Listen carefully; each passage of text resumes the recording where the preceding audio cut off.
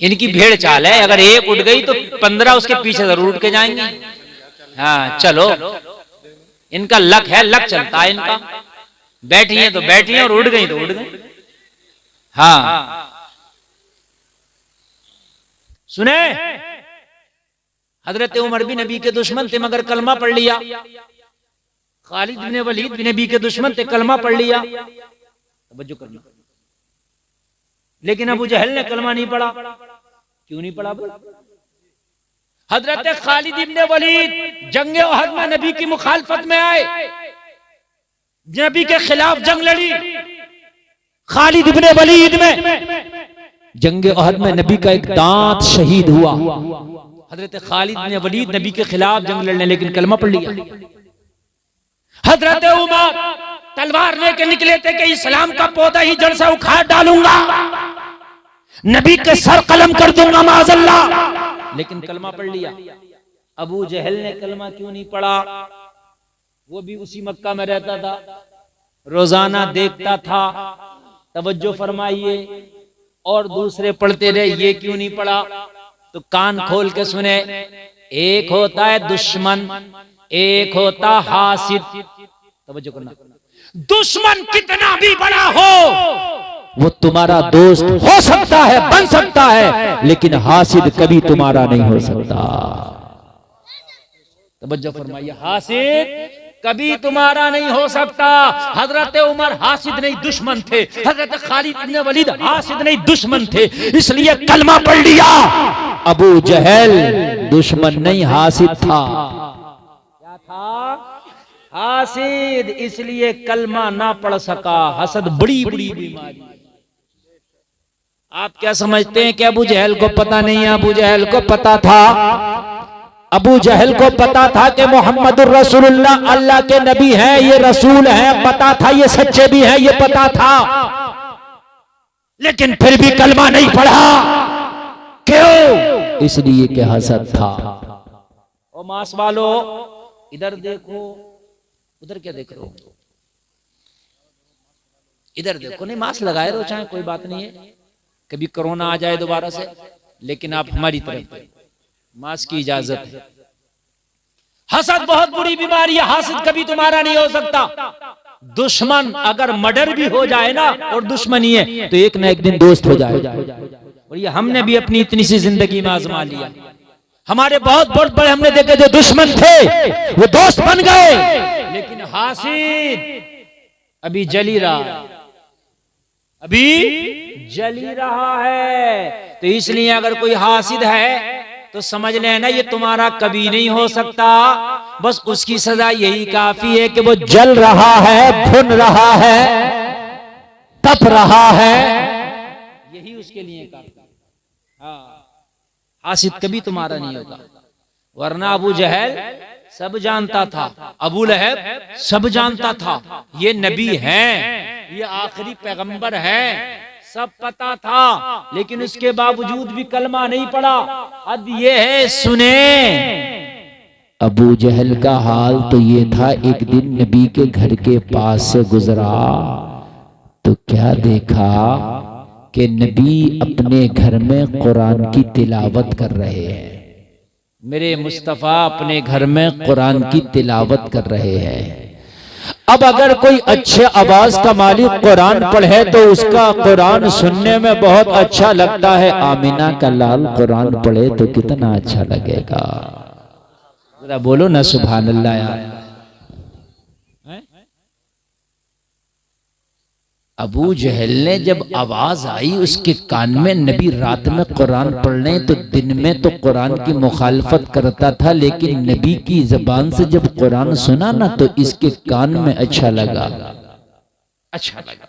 अच्छा तो अच्छा ही होता है। अब वो हसद की बुनियाद पे ठुकरा रहा तो अलग बात है, लेकिन कान तो कह रहा है कि अच्छा है। दिल एक ऐसा आला है तुम्हारा, दिल एक ऐसा थर्मामीटर है तुम्हारा कि तुम्हारा दिल चाहे मुखालफत में जबान से कुछ भी कहते रहो, लेकिन दिल अंदर से सही फैसला देता रहेगा, यार ये बात गलत है, ये बात सही है। ये थर्मामीटर है। अबू जहल नबी की दीवार से कान लगा के कुरान सुनने लगा। सुभान अल्लाह। सड़ा हुआ काफिर नबी का कुरान सुन रहा है। सुभान अल्लाह बोलो। और तुम्हें गाने सुनने में मजा आता है, तुम्हें फिल्में देखने में मजा आता है, कुरान सुनते ही नहीं हो। कभी सुना हो तब ना मजा आए। कुरान सुनो, खुदा की कसम सबसे ज्यादा मजा कुरान के सुनने में आएगा।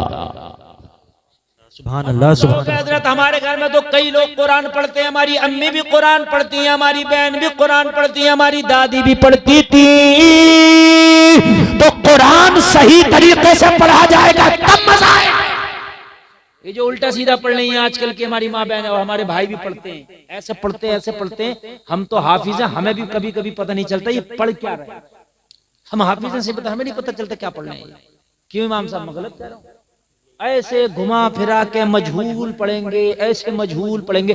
ऐसे कुरान पढ़ने से बेहतर है कि ना पढ़ें, पूरा कुरान ना पढ़ें, एक पारा पढ़ें मगर सही पढ़ें, तजवीद के साथ पढ़ें। किसी हाफिज से सुना लें, किसी कारी को सुना लें। मगर तुम्हें इतना टाइम ही नहीं है, शर्म के मारे खैर ही नहीं है। अरे साहब ये कहेंगे इतने बड़े हो गए भी कुरान ही ठीक नहीं है। जब मरने के बाद फरिश्ता कब्रों में गुर्जे मारेंगे, उससे तो बेहतर है कि अब जाके किसी मौलाना को सुना दे। अगर शर्म लग रही है भाई अभी सुना दे तो यार मौलाना कहेंगे रोज सब तेरे कुरान ही अच्छा नहीं। अरे मौलाना कहेंगे कोई बात नहीं, पहले तो कहेंगे नहीं, अच्छी बात है, इल्म सीखने का कोई टाइम नहीं है। बात समझ आ रही है कि नहीं आ रही है? सुन लो, सुना लो। मस्जिदों में इमाम है, इन इमामों को सुना लो, कब्र में पछताओगे या अल्लाह सुना लिया होता तो बड़े अच्छे रहते। ये जो उल्टा सीधा कुरान पढ़ते हो, लहने जली के साथ पढ़ना सुनना दोनों हराम है। सवाब के बजाय अजाब मिलेगा। कुरान पढ़ना है तो सही तरीके से पढ़ो, चाहे पूरा ना पढ़ो, एक पारा। काम की बात बता रहा हूं मेरे भाई। ये जो तीजे में चल रहे हैं ना, तीजे में कुरान 15 कुरान पढ़ गए, अल्लाह ही जाने ये 15 पढ़ गए। ना ऐसा ऐसा देसी पढ़ैया पढ़ा होता, ऐसा ऐसा उसकी कलई जब खुलती है, जब कभी पंजाब में शुरू पंचायत होती है जब उसमें शुरू कर दे तो जब कलई खुलती है कि ये कितना बड़ा पढ़ैया है। समझ रहे आप? अब जब वो होती है ना पंजाब, तो मेरे भाई वो पढ़ने ही नहीं देता किसी सही पढ़ने वाले को, हत्ते ही नहीं लगने देता। पतंग कटी ना ऊपर से ऊपर ही लूट रहा, ऊपर से ऊपर। अरे भाई तुझे पढ़ना नहीं आ रहा कम से कम, तब तेरा ये हाल है। और अगर तुझे पढ़ना आता तो क्या तू लोगों की जान निकाल देता, सीने पे बैठ जाता? क्या पढ़ना नहीं आ रहा तब ये हाल है। हाफिज बैठे, मौलाना बैठे, कारी बैठे, उनको नहीं लगने दे रहा है। ये होता है। जबकि ये बात बिल्कुल खिलाफ है। जिसको नहीं पढ़ना आ रहा, कारी बैठा तो हक है कि कारी पढ़े, कारी को हक है कि वो पढ़े। हाफिज को हक है सही कुरान पढ़ना रहा, उसको पढ़ने का आप मौका दीजिए। आप कुरान शरीफ अगर पढ़ते हो तो किसी आलिम व हाफिज कारी को सुनाओ। हजरत देखें हमारा कुरान सही है कि नहीं है, टाइम निकालो।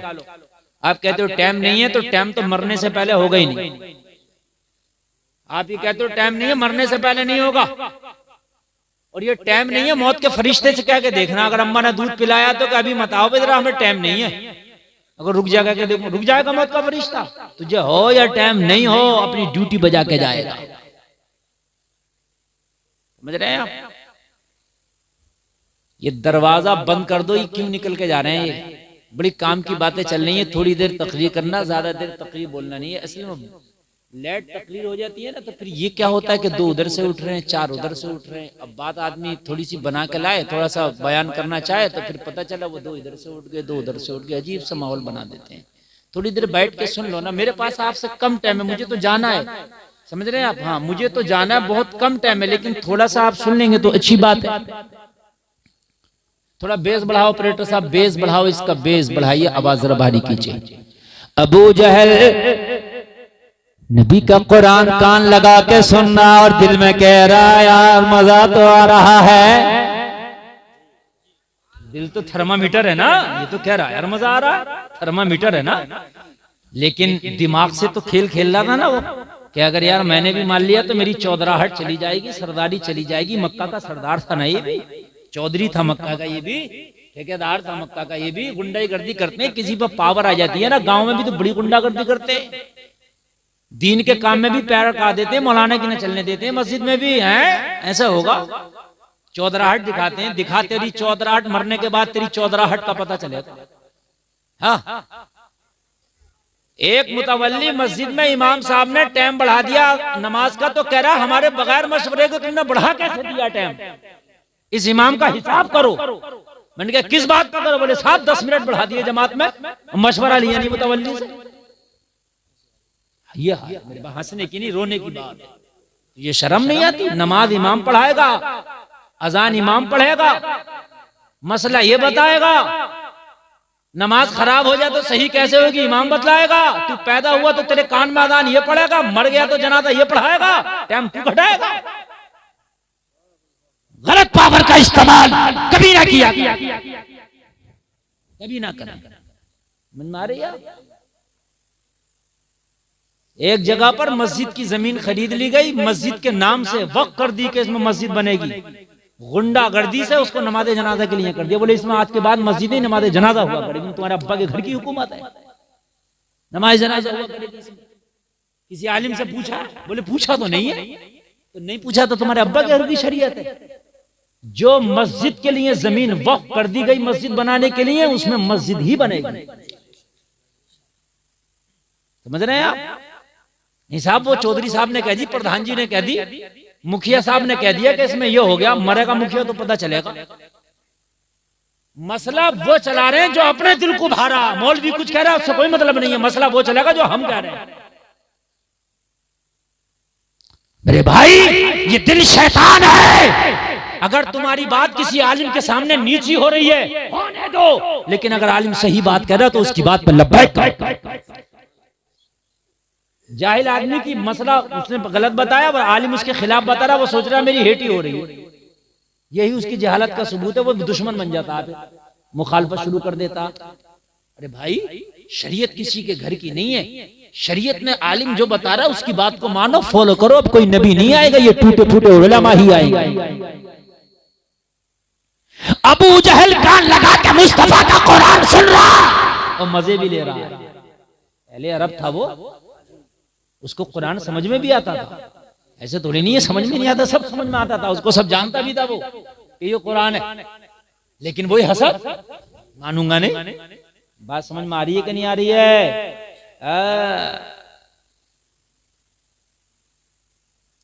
यही जो अभी मैं मैटर बता रहा हूं ना मस्जिद वाला, मैंने बताया कि मस्जिद की जगह मस्जिद ही रहेगी। कब्रिस्तान के आप चाह रहे हैं कि ये इसको हम बना लें, वो नमाज़े जनाजा की नहीं हो सकती जगह। अरे बोले मौलाना के कहाँ चक्कर में पड़ लो, अपने इधर आओ, अपनी बात करो। हाँ मौलाना के चक्कर में मत पड़ो। मैंने कहा मत पड़ो भाई, जो सही बात है वो तो सही रहेगी। एक मस्जिद की झाड़ू दूसरी मस्जिद में इस्तेमाल नहीं हो सकती। मसला सुन ले आप। ये जो मस्जिदों में गर्म पानी हो रहा है वुजू के लिए, पड़ोसी भर भर के ले आते हैं अपने घरों के लिए, जायज नहीं है। हाँ जायज नहीं है। सिर्फ मस्जिद में आकर वजू कर सकते हैं। ये जो मस्जिद के महक में ऐलान हो रहे मटर टूट रही है, उसकी मुर्गी खू गई, बकरी खू गई, जायज नहीं है। इसलिए कि तेरी मटर के लिए महक नहीं लगाया मस्जिद में चंदा करके, तेरी बकरी खू गई, तेरी मुर्गी खू गई, उसकी मुर्गी ने अंडा दे दिया, उसकी मुर्गी ने ये कर दिया, इसके लिए नहीं है, ये अजान के लिए। लेकिन अगर इमाम ने मना कर दिया तो इमाम की खैर क्या, इमाम की जड़ तो अंडुए से ज्यादा कमजोर है, गरीब का हिसाब जो हो जाएगा क्या करे इमाम, बेचारे का हिसाब हो जाएगा उसका। हाँ मेरे भाई ये हंसने की नहीं, बातें समझने की हैं। निजामे मैं कदा कुछ इस तरह बिगड़ा है साकी, उन्हीं को जाम मिलता है जिन्हें पीना नहीं आता। कान खोल करके सुने मेरे भाई, हिसाब बड़ा सख्त है। मस्जिद में मोबाइल भी चार्ज नहीं कर सकते, ये भी जायज नहीं है। मस्जिद में जो नमाज हो गई और दो चार लोग सफों पे लंबे लंबे लेट गए, पंखे चलने, गर्मियों में हवा खा रहे हैं, सो गए, जोहर से असर तक सोते ही रहे, ये उनके लिए जायज नहीं है। इसलिए कि मस्जिद में ये जो पंखा चल रहा है, इसका जो बिल चल रहा, ये मस्जिद के ऊपर चल रहा, हवा तू खा रहा। और बड़ी मूछा को ताव दे के कहते हैं मैं तो अल्हम्दुलिल्लाह 5 वक्ता नमाजी हूं, मैं तो मस्जिद में रहूं, मैं तो रहते ही मस्जिद में हूं।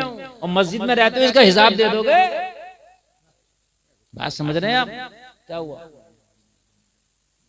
अरे इसे तो अंडरग्राउंड ही रहने दो, इतने चैनल चल रहे हैं, सुबह कुछ चेक इन हो जाएगी। हाँ ना, बात तो सही है, लेकिन ये अलग ही पूछ लियो इन चैनलों से। वो चैनलों वाले ये नहीं मानते इनका चैनल चले चाहे कोई जेल में चला जाए, ये नहीं मानेंगे भाई। मुझे इनसे कोई उम्मीद नहीं है। हाँ, इनका चैनल चले चाहे तुम जेल में चले जाओ, इससे मतलब नहीं है। इसलिए भाई बड़ी एहतियात से बोलना पड़ता है। तवज्जो फरमाए, तवज्जो फरमाए आप। मैं ये जो अहम मसाइल है मैं आपको बता रहा हूं। एक मैक अलग रख लो गांव में चंदा करके, उससे कराओ ऐलान। ये जो मस्जिदों में पड़े, मस्जिदों का इस्तेमाल कर रहे हैं, हर चीज जायज नहीं है। कान खोल करके सुन लें आप। जब एक मस्जिद की झाड़ू दूसरी मस्जिद में इस्तेमाल नहीं हो सकती, तो फिर तुम कौन होते हो कि तुम मस्जिद की कोई भी चीज इस्तेमाल करो? नहीं कर सकते, जायज नहीं है। और बहुत से लोगों का तो हाल ये है कि वो तो क्या क्या इस्तेमाल कर ले रहे हैं। वो तो मस्जिद के पैसे इस्तेमाल करना तो दूर की बात, उन्होंने लेके दिए ही नहीं। मस्जिद का ही खा गए, मदरसे का ही खा गए, कब्रिस्तानों की जमीनें तंग कर ली, काट ली। 20 बीघे के कब्रिस्तान थे, मौके पे 15 ही बीघे। वो काट के मर गया, मर के दफन भी पाकिस्तान में जिसे काट के गया था। ये भी हाल, मरना है मेरे भाई, बड़े सख्त मसले हैं। अल्लाह के लिए खुदारा अपनी जिंदगी का बिल्कुल मामला साफ करके जाओ। तवज्जो करो, मैं आपको तारीख के आईने में बता रहा हूं। लोगों, तुमने कलमा उसी नबी का पढ़ा जिस नबी का कलमा हजरत उमर इब्न खत्ताब ने पढ़ा। जरा कह दो सुभान अल्लाह।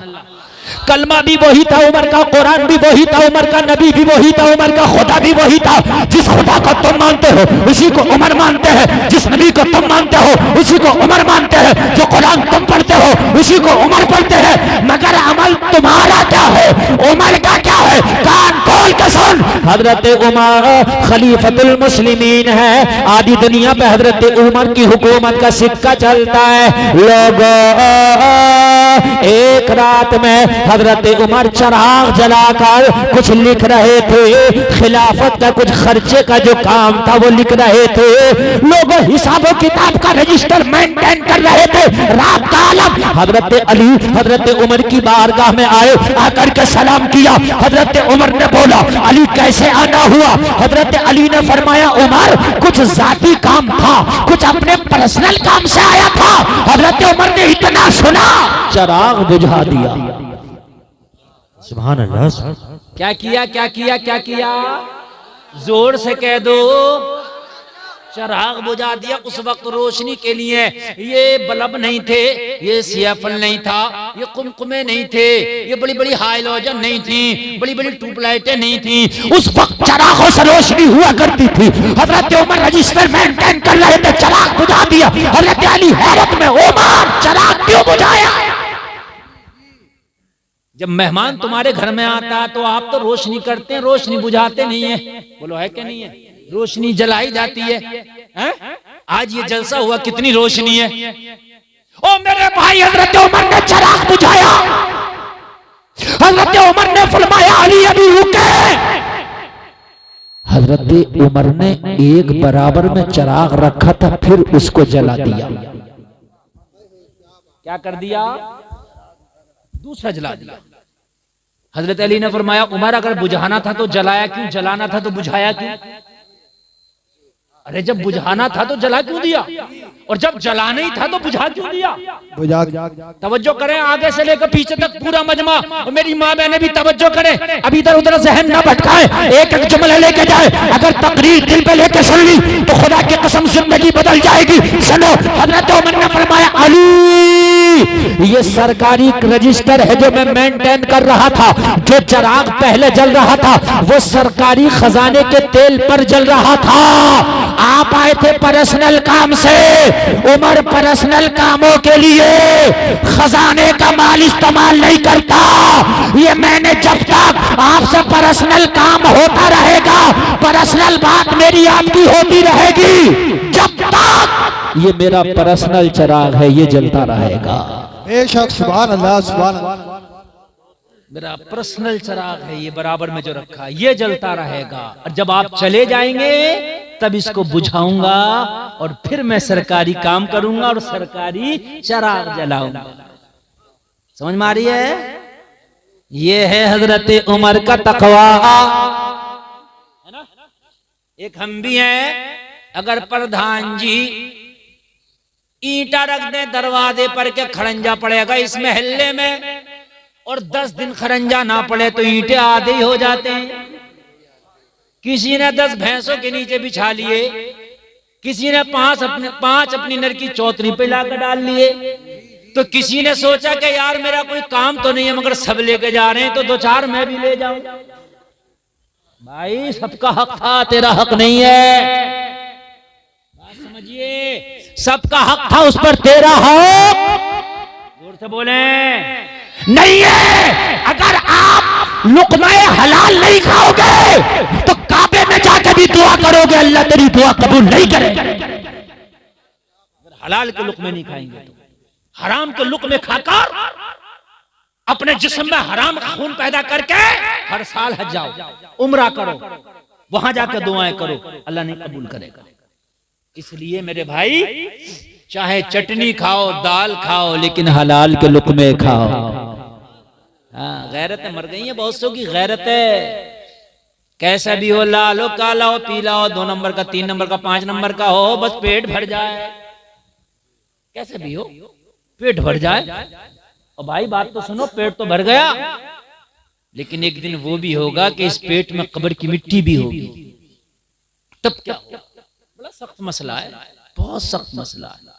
मेरी माँ बहने मेरा तवज्जो से सुने, किचन का कारोबार तुम्हारे हाथ में है, किचन का मंत्रालय तुम्हारे हाथ में है। अगर तुम्हारा शोहर दलालियां करता, तुम्हारा शोहर कमीशन खाता है, तुम्हारा शोहर हराम का लाता, फेंक दो, कह दो मेरे किचन में ये हराम का ना लाना, अगर चटनी होगी वही करके अपने बच्चों में खा लूंगी, तेरे हराम के मुर्गे नहीं जाएंगे। बात है। आप सोचते हो कि हराम का खिलाऊंगा तो मैं तरक्की कर जाऊंगा? नहीं, हलाल के लुक़्मे तो खिला, अल्लाह की कसम तेरी नस्लों में अल्लाह कोई आलिम दीन पैदा कर देगा। हलाल के लुक़्मे तो खिला, अल्लाह तेरी नस्लों में कोई फिर से कोई सुल्तान सलाहुद्दीन अय्यूबी पैदा कर देगा, कोई वली पैदा कर देगा अल्लाह तेरी नस्लों में। तू मर जाएगा लेकिन वो तेरा नेक औलाद, तेरा नेक बेटा ऐसा तेरा नाम रोशन करेगा कि सदियों तक तेरा नाम चलता रहेगा। सुभान अल्लाह बोलो। बात में मजा नहीं आ रहा होगा, मैं समझ रहा हूं, कड़वी बातें चल रही है लेकिन हकीकत है मेरे भाई। हाँ, हकीकत है। अल्लाह सलामत रखे आपको, अल्लाह सलामत रखे। हजरत इमाम मालिक बहुत बड़े शरीयत के इमाम है। हजरत इमाम मालिक शरीयत के बहुत बड़े इमाम है।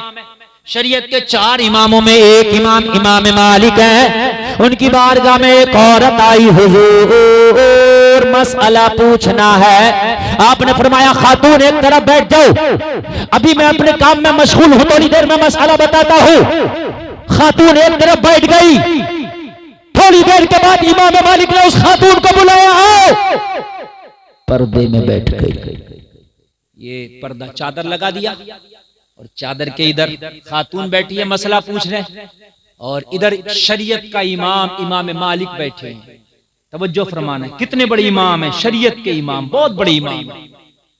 खातून पर्दे में बैठी है, मसला पूछने आई है इतने बड़े इमाम से, और इतना बड़ा इमाम पर्दे के इस पार बैठा है।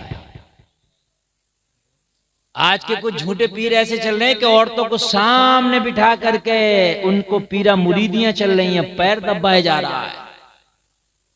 हाँ, और हमारी माँ बहनें इतनी सीधी हैं, मियाँ गंडा ताबीज कर रहा है, सामने बिठा के मियाँ ताबीज कर रहा है, कह रही है मियाँ के हाथ में बड़ी शिफा, मियाँ के हाथ में शिफा। ये सामने से बेहयाई हो रही है, इसके हाथ में शिफा कहां से आ गई?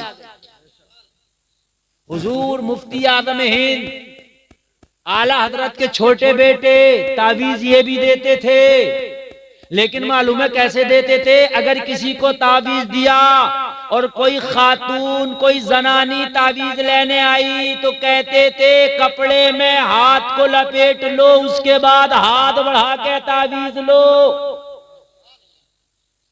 और अगर किसी औरत ने नंगे हाथ से ऐसे तावीज ले लिया जैसे मेरा हाथ है ये नंगा, तो कहती थी तावीज लेने आई है या मुझ बूढ़े को अपना हाथ दिखाने आई है।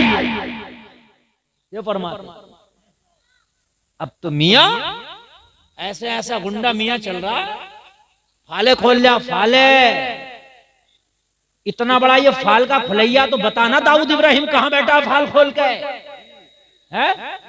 इतना बड़ा फाल का खुलैया, तो बताना फिर कि चोरियां जो हो रही हैं चोर कहां बैठे? ये सीबीआई महकमे की जरूरत क्या, हटा दो फाल खुलवाओ। बात है कि नहीं? ये सीबीआई के डिपार्टमेंट की क्या जरूरत है? मियाँ के पास जाओ, मियाँ चोरी हुई है, डकैती हुई है, फाल खोलो, मर्डर हुआ, फाल खोलो। बात समझ रहे हैं कि समझ रहे हैं? ये सब खुराफात हैं, सब खुराफात हैं। आल फाल के चक्कर में मत पड़ा करो, समझ रहे हैं आप? इस मियाँ को अपनी फाल का नहीं पता, तुम्हारी क्या खोलेगा?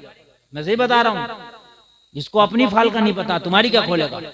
नमाज़ें पढ़ो और हर नमाज के बाद में कुरान की आखिर की 3 सूरतें पढ़ के दोनों हाथों पे दम करके पूरे बदन पे फिरा लो, इंशाल्लाह कोई जादू ही नहीं होगा,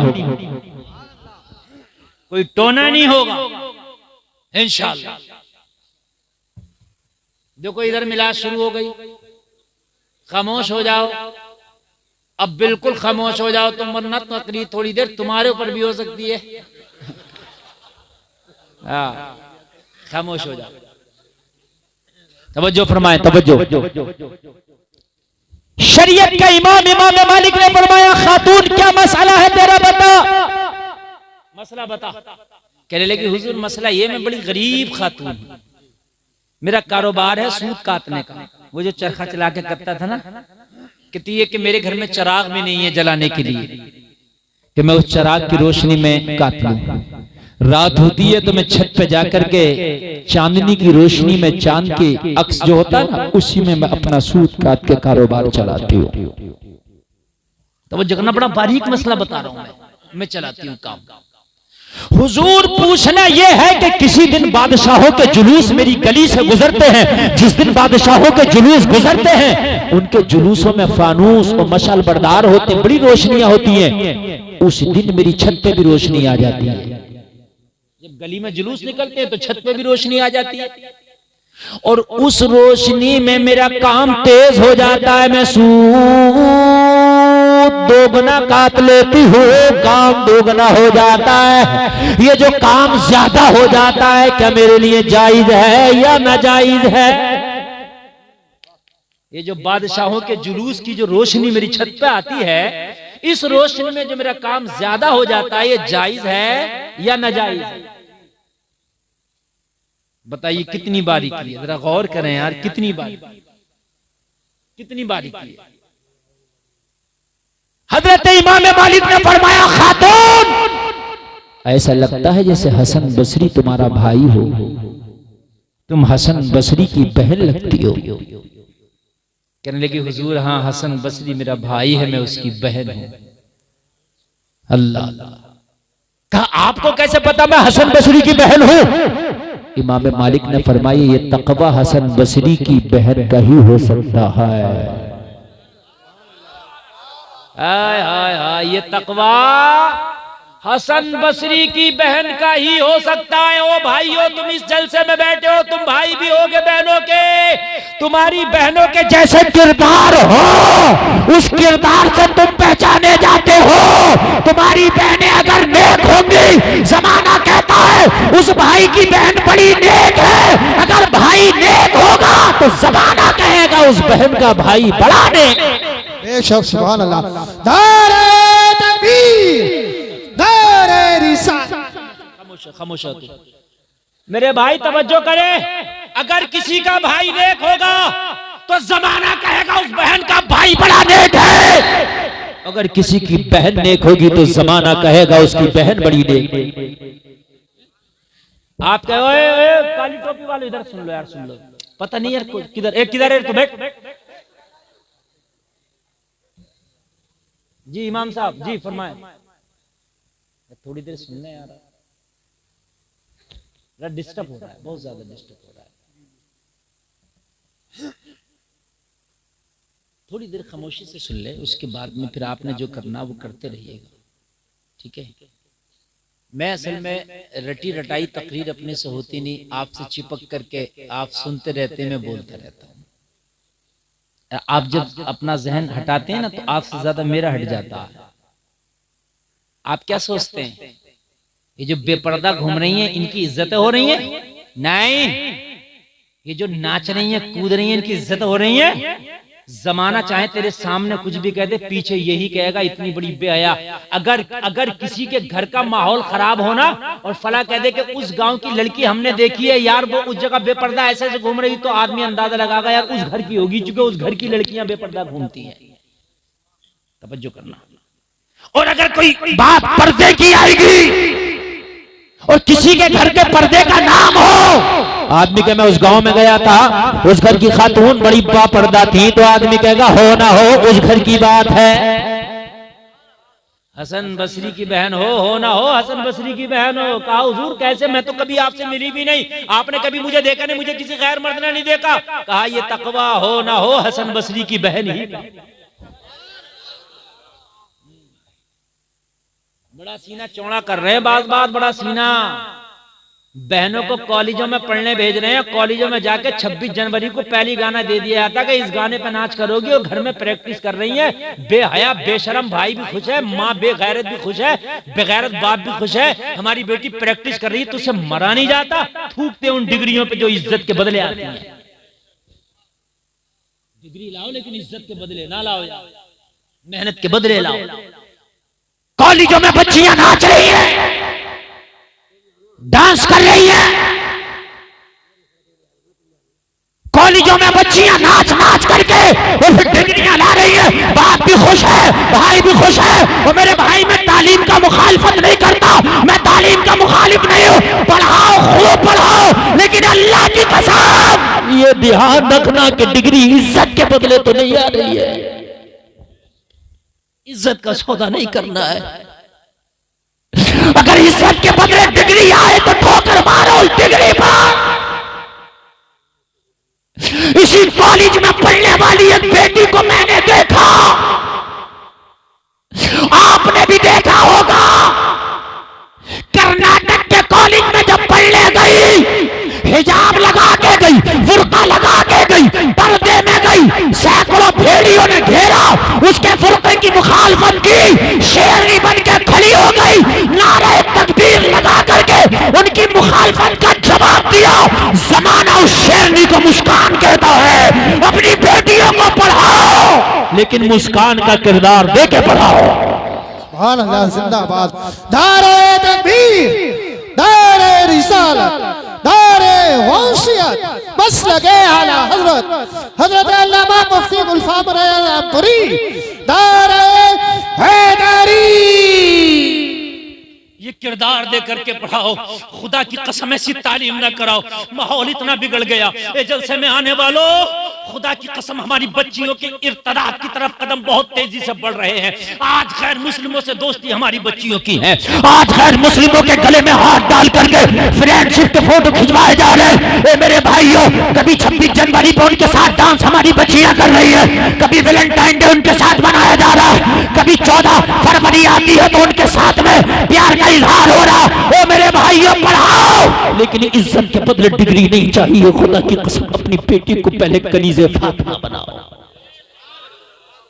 दीन का इतना ज्ञान, इतना सबक दे दो कि बेटी ईमान से बढ़ के दौलत दुनिया में कोई नहीं हो सकती।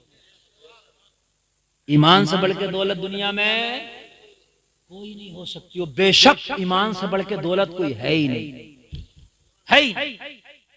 आला हजरत कहते हैं सूना बन है, सोना पास है, सोना जहर है, उठ प्यारे तू कहता है मीठी नींद है, मत कैसी मतवाली है।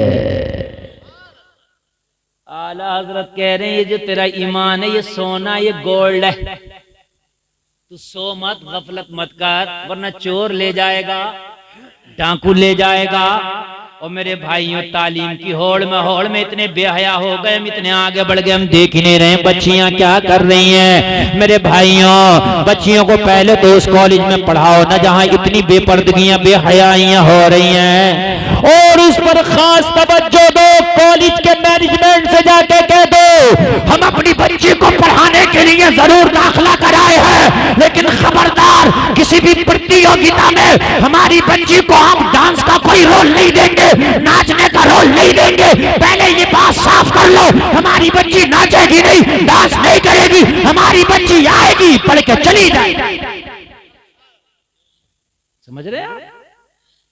मगर नागिन वाले डांस पर उससे प्रैक्टिस करा रहा, नागिन वाले डांस पे करा, कितनी प्रैक्टिस करागा नागिन वाले डांस करा।